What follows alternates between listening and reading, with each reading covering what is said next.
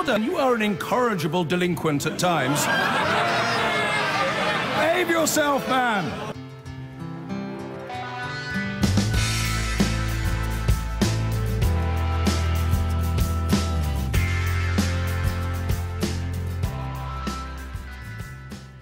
Is there a correlation between budget cuts, fewer police officers, and a spike in crime?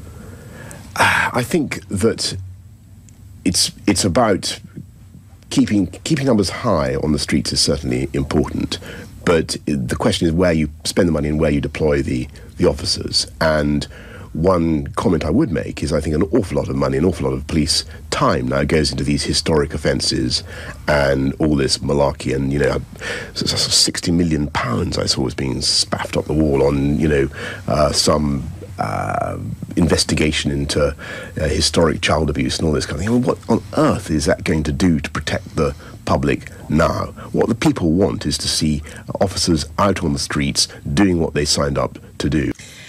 It's probably a good time to remind him of how much he spent on the Garden Bridge, but that's for another time. Sarah Champion joins me, Labour MP for Rotherham, and Katie Russell, National Spokesperson for Rape Crisis England and Wales. Good afternoon to you both. Good afternoon. Good afternoon.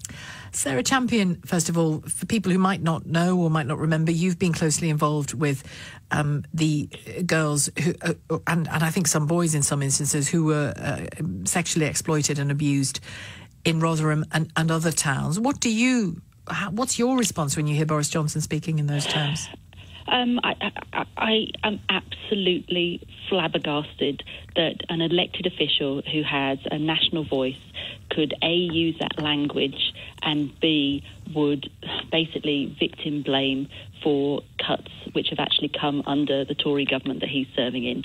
And I am just appalled on so many levels.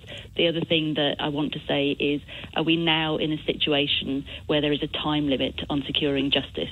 And I'm so upset about it. I don't know which one to be most upset about, to be honest. Can you be specific about which bit of what he said? I mean, I had issues with his language as well, calling it malarkey and stuff like that. It wasn't the malarkey, it was spaffing, which is colloquial for ejaculating. So he's basically saying, he's likening child abuse inquiries to ejaculating up a wall, in that both are a complete waste of time. So on many levels, that is an appalling comment to make, and I'm not sure which one I'm most upset about, but put together from an elected representative is disgusting. Katie Russell.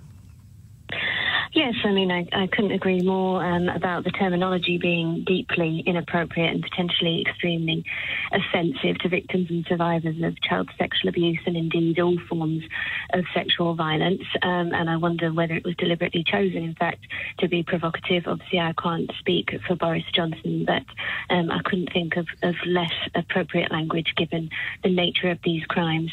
But I think more importantly is the point that prosecuting, properly investigating allegations of child sexual abuse or any form of sexual violence is always in the public interest. We're talking about extremely serious crimes that have wide-ranging, long-lasting, often lifelong impacts for the victims and survivors in terms of their health, their mental, emotional, physical health and well-being, but also in terms of their relationships and many other aspects of their lives, for their friends, for their families, for our wider communities. These are very serious crimes, and in fact, even to describe them as historic is not really accurate, because for the people who have lived for years, often decades, with the consequences of these crimes, they certainly don't feel like history. They may have happened a long time ago, but that doesn't mean that the victims or survivors are any less deserving, that they need, that they want, or that they deserve any less social justice in the form of access to specialist support services like rape crisis services, or criminal justice should they wish to pursue it. I think the other point to remember is we are trying to get perpetrators of child abuse off the streets. And that is something surely as a nation that should be a priority for us. So to dismiss it in this manner, I think is very reckless. And I've actually had a number of police officers contact me to say just how unhelpful these comments are. Well, I was going to ask you whether you intend to take any further action, whether it's looking for a sanction. I don't know whether there is any sanction that can be brought against him on this. Would you be seeking to do so? Just some kind of opprobrium other than just a conversation like the one you're having now? Well, this is where it becomes difficult because, I mean, he will say that it's opinion. He will say that it was, a poor choice of words.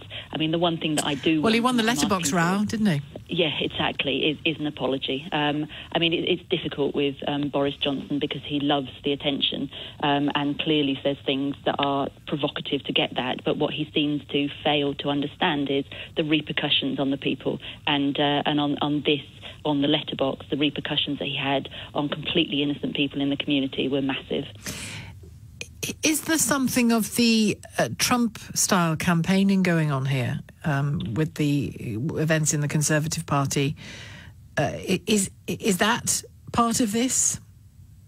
I think to write Boris Johnson off in any way of not being aware of what he said gives him a get out. He's a very bright man. Oh, that's not what I was suggesting. I was suggesting he was very aware of what he was saying to come across as the man of the people. I agree. I think what he is doing is sort of drawing attention back to his camp. He's not had much light at the moment, and this has got the spotlight straight back on him again. Thank you, Sarah Champion. Good to talk to you, Labour MP for Rotherham, and to Katie Russell, National Spokesperson for Rape Crisis England and Wales.